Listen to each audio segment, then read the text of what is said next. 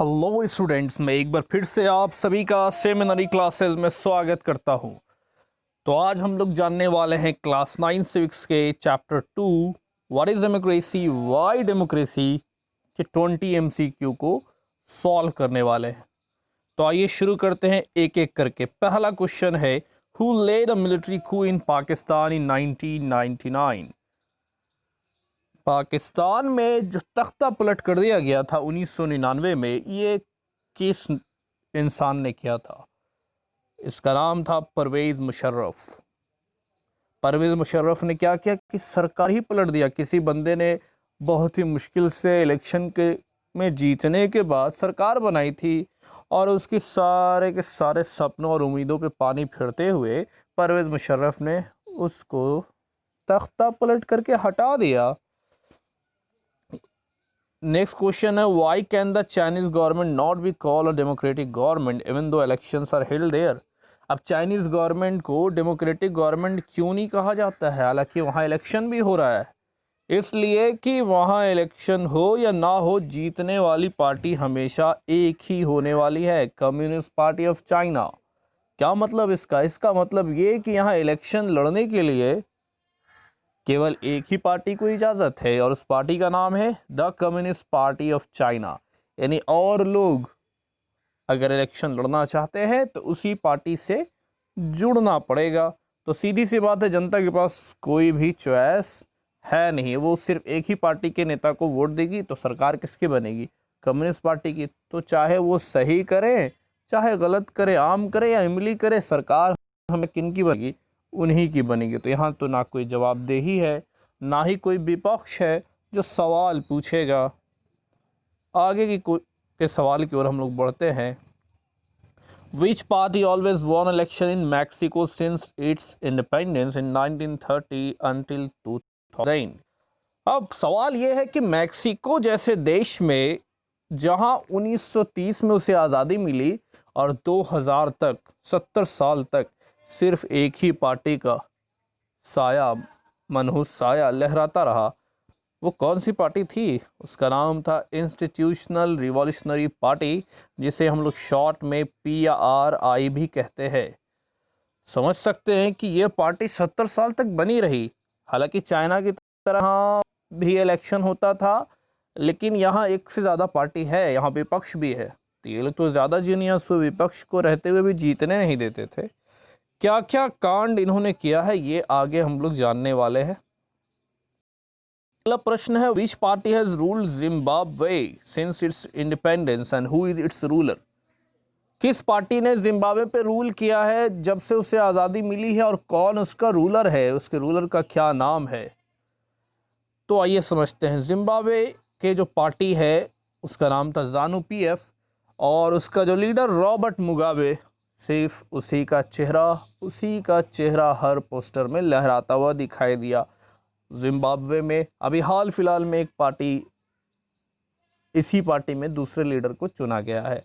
तो ये पार्टी काफ़ी सालों से वहाँ रूल कर रही है, जब से वहाँ आज़ादी मिली है। अगला प्रश्न है, some of the drawbacks of democracy is? Democracy की कमियों के बारे में कुछ पूछा जा रहा है। यहाँ इंस्टेबिलिटी है, डिलेज है। इंस्टेबिलिटी मतलब कि कोई स्थिरता नहीं है, कभी इसकी सरकार कभी उसकी सरकार, एक ने आम बना दिया अगले ने इमली बना दिया उसी को। डिलेज, बहुत देर होता है डिसीजन मेकिंग में, क्योंकि कई सौ लोग बैठकर माथापच्ची करते हैं, फाइल इनके पास जाएगा उनके पास जाएगा, so it is surely going to take lot of time. दूसरा है करप्शन एंड हिपोक्रेसी।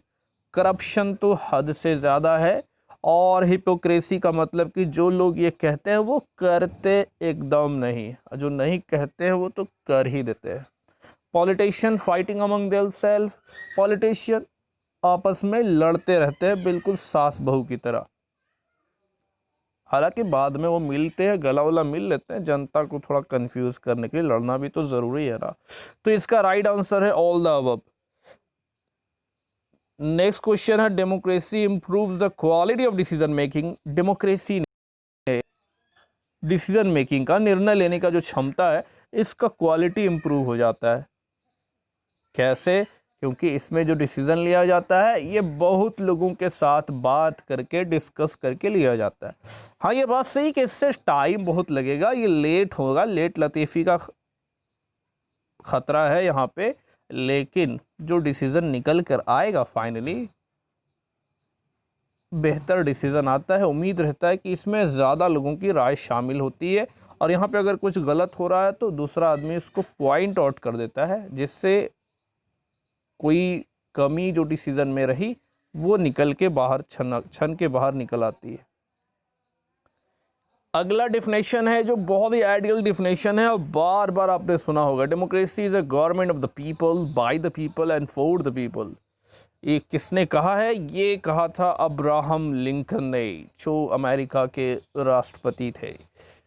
हालांकि अभी के दौर में ऐसा डिफिनेशन, ऐसा रियलिटी डेमोक्रेसी खोजना बड़ा मुश्किल है। Government leader, by the leader and for the leader आपको ज़्यादा देखने को मिलेगा। हम लोकतंत्र के बजाय नेता तंत्र कह सकते हैं। अब आगे क्वेश्चन है, in a democracy the final decision making power must rest with whom. एक डेमोक्रेसी में जो फाइनल डिसीजन पावर होना चाहिए, कि लास्ट डिसीजन जो लेने की क्षमता जिसके पास होनी चाहिए, वो किसके पास होना चाहिए? मिलिट्री वालों के पास नहीं, जिस तरह पाकिस्तान में हो रहा था। गलत। हेड ऑफ द स्टेट, कोई ज़रूरी नहीं head of the state. King के पास भी नहीं, किंग तो डेमोक्रेसी में होता ही नहीं है, मोनार्की में होगा। Those elected by the people, जिसको जनता चुन के भेजती है, डिसीजन लेने का पावर उन्हीं के पास होना चाहिए, फाइनल डिसीजन लेने का। अगला प्रश्न है आपके सामने स्क्रीन पे, 1 पर्सन 1 वोट एंड 1 वैल्यू, इसका क्या मतलब हुआ? यानी हर पर्सन के वोट का इक्वल वैल्यू है और हर किसी को एक ही वोट मिलता है। लेकिन ये बात समझ में नहीं आती कि जब इलेक्शन में नेतागण इनके वोटों को खरीदते हैं तो सबका दाम अलग अलग क्यों लगाते हैं? Each person has 1 vote and each vote has 1 value. समझ में आ गई बात? Y democracy is better than other forms of government. Democracy और अलग अलग तरह की गवर्नमेंट से, सरकारों से बेहतर क्यों होती है? क्योंकि यहाँ आपको मौका मिलेगा कि आप अपनी गलतियों को सही कर पाए। It allows us to correct its own mistake. आपने गलती से एक ऐसा नेता चुन लिया जो कोई काम नहीं कर रहा, राशन से ज़्यादा भाषण दे रहा है, तो अब आपके पास ऑप्शन है कि आप अपनी गलती को सुधारें और उस नेता को कहें कि आप कहीं और पधारें। तो इस तरीके से आप अपनी गलती को सुधार सकते हैं, नहीं तो नेता को आप कह सकते हैं कि आप डिसीज़न चेंज करें, तो वो डिसीज़न चेंज करते हैं। अगला क्वेश्चन है, Zimbabwe attend independence from home. Zimbabwe को आज़ादी मिली तो किससे मिली? वाइट माइनॉरिटी रूल से। वहाँ पे वाइट लोगों का रूल था जिनकी आबादी खुद कम थी, लेकिन वहाँ पे वो रूल कर रहे थे। वाइट मतलब यहाँ पे ब्रिटिश लोग। अगला बहुत ही simple question, is a form of government in which the rulers are elected by the people. ये तो बिना ऑप्शन देखे ही आप बता सकते होंगे, क्या ऑप्शन होगा इसका? आंसर क्या होगा? एक ऐसी सरकार जिसमें जनता रूलर्स को चुनती है, उसे क्या कहते हैं? मोनार्की? बिल्कुल नहीं। डिक्टेटरशिप? डेमोक्रेसी। अगला क्वेश्चन है, the features of democracy are. Democracy का फीचर क्या क्या होता है? पहला कि major decision should be taken by elected leader, एकदम सही। 1 person 1 vote 1 value, free and fair election, rule of law and respect for rights, all this 4 options are सही। तो इसका राइट आंसर होगा ई, ऑल ऑफ दिस। अगला question है, the tactics used by PRI to win election in Mexico. अभी मैंने बताया आपको कि पीआरआई एक ऐसी पार्टी थी जो कभी हारी ही नहीं थी, लगभग 70 साल तक बराबर जीतते आई थी। तो उसने ये असंभव सा काम कैसे किया, आइए जानते हैं। इन लोगों ने सबसे पहले कि जो गवर्नमेंट ऑफिस में लोग थे उनको हर हाल में पार्टी की मीटिंग अटेंड करना था, ये कंपलसरी कर दिया गया था। अगर आप पार्टी की मीटिंग अटेंड करेंगे तो धीरे धीरे आपको उनकी बातें अच्छी लगने लगेगी, नॉर्मल बात है ये। सरकार, ये स्कूल के टीचर पेरेंट्स को फोर्स करते थे, फीस के लिए नहीं, पीआरआई को वोट देने के लिए। मीडिया जो है सरकार का भोंपू बन चुका था। ये अपोजिशन पार्टी के बारे में चर्चा ही नहीं करता था, अगर कभी करता भी था तो क्रिटिसाइज, और सरकार की तो तारीफ पे तारीफ। Sometimes the polling booth was shifted from one place to another in the last minute. कभी कभी तो जो इलेक्शन जहाँ पे लोग जनता वोट देने के लिए जाने वाली है, पोलिंग बूथ मतलब होता है ऐसी जगह जहाँ पे वोट को कास्ट किया जाता है, उसको लास्ट टाइम में चेंज कर दिया जाता था। सीधी सी बात है कि कोई आदमी वोट देने के लिए जा रहा है, वहाँ उसका बूथ ही चेंज कर दिया गया, तो अब ज़्यादा दूर अगर हो गया तो कौन जाएगा वोट देने के लिए। तो इसका राइट आंसर है A, B, C and D. तो ये चारों आंसर ऑप्शन सही है। तो ये PRI इतना ज़बरदस्त तरीक़ा अपनाती थी सरकार में बने रहने के लिए। अगला सवाल है, democratic government is a better government. क्यों ये बहुत ही बेटर गवर्नमेंट माना जाता है? पहला ऑप्शन है, it is a more accountable form of government. हाँ, ये अकाउंटेबल फॉर्म ऑफ गवर्नमेंट होती है। यहाँ सरकार को, जनता को तो जवाब देना ही होता है, चाहे वो सच बोले या झूठ बोले। It improves the quality of decision making का क्वालिटी इम्प्रूव हो जाता है। ये बात भी सही है। यहाँ पे डिफरेंसेस और कन्फ्लिक्ट्स, लड़ाई झगड़ा जो होता है उसको डील करने के लिए एक मेथड प्रोवाइड किया जाता है। सुप्रीम कोर्ट है, हाई कोर्ट है, बहुत सारे मसले मसाइल को सॉल्व करने के लिए there is a system here. इसके अलावा ये नॉर्मल इंसानों के, सिटीजन्स की डिग्निटी को बढ़ाता है, सबको इक्वल वोटिंग राइट देकर। तो इसका राइट आंसर है A, B, C and D. Next question है, democracy is derived from the word. Democracy किस वर्ड से आया? डेमोक्रेसी किस शब्द से आया? ये आया है डेमोक्रेशिया से, जिसको दो बांट में अगर बांटेंगे तो डेमोस और क्रेशिया आएगा, जिसका मतलब होता है पीपल्स रूल। सवाल ये कि द कंट्रीज जहाँ पे 1 पर्सन 1 वोट और 1 वैल्यू का जो प्रिंसिपल है उसको फॉलो नहीं किया जाता है, तो सऊदी अरबिया, एस्टोनिया और फिजी, ये तीनों एग्जाम्पल है। हालांकि सऊदी अरबिया में 2015 के बाद से फॉलो किया जा रहा है। तो इसका राइट आंसर है all. The basic rights of citizen include, यानी कि जो जनता की बेसिक राइट्स होती है वो कौन कौन होती है? सोचने का फ्रीडम, राय विचार बनाने का फ्रीडम, और उसको पब्लिकली बोलने का फ्रीडम होना चाहिए। ये बेसिक राइट ऑफ सिटीजन है। इसमें सोचने में कोई कैंची ना लगा दे, कोई पाबंदी नहीं होनी चाहिए। Freedom to form of association, यानी आप संगठन बना सकते हैं, कोई पार्टी बना सकते हैं, कोई एसोसिएशन बना सकते हैं, इसके लिए कोई मनाहित, कोई पाबंदी, कोई प्रतिबंध नहीं होना चाहिए। फ्रीडम टू प्रोटेस्ट, सरकार ने कोई निर्णय लिया, उससे आप सहमत नहीं हैं तो आप रोड पे खड़े होने की जहमत कर सकते हैं, आप खड़े हो सकते हैं, प्रोटेस्ट कर सकते हैं। ये तीनों का तीनों सही है। ऑल इसमें आएगा बेसिक राइट ऑफ सिटीजन, जो कि आपको जिम्बाब्वे में नहीं दिया जा रहा था रॉबर्ट मुगाबे के टाइम पे।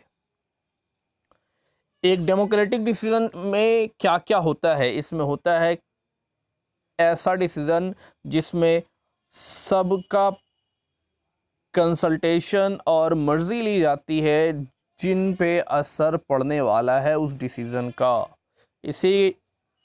इसी डिसीजन को हम लोग डेमोक्रेटिक डिसीजन कहते हैं। तो इसका राइट आंसर है ए। लास्ट क्वेश्चन है, सेकंड लास्ट क्वेश्चन है, the most common form that democracy takes in our time is that of. Form है हमारे डेमोक्रेसी का जो आज के दौर में देखने को कहते हैं रिप्रेजेंटेटिव डेमोक्रेसी।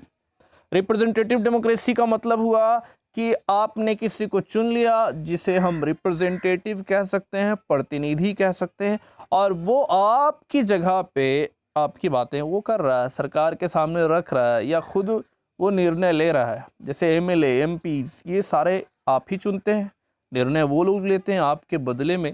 तो ये रिप्रेजेंटेटिव डेमोक्रेसी भारत में भी है। कारण है कि इतना टाइम नहीं है लोगों के पास, सारे लोग एक जगह बैठ के निर्णय ले ले, और सबके पास नॉलेज भी नहीं है कि वो किसी मुद्दे पे निर्णय ले, पॉलिटिकल मैटर पे। अगला जो सवाल है ये आप लोगों के लिए, which organ of the government is required to protect the rights of the citizen. जो जनता को अधिकार दिए गए हैं तो कौन सा गवर्नमेंट का ऑर्गन होता है, उसकी जिम्मेदारी है कि वो जनता के राइट्स को प्रोटेक्ट करे, सुरक्षित करे, बचाए। ये इसमें 4 option, executive, legislature, independent judiciary और आर्मी। इसका आंसर आपको कमेंट सेक्शन में लिखना है। इससे मुझे ये पता चलेगा कि आपने पूरा का पूरा वीडियो सुना है और आपने चैप्टर वाकई में ध्यान से पढ़ा भी है या सिर्फ ऐसे ही मजाक कर रहे हैं। Thank you, have a nice day, bye bye.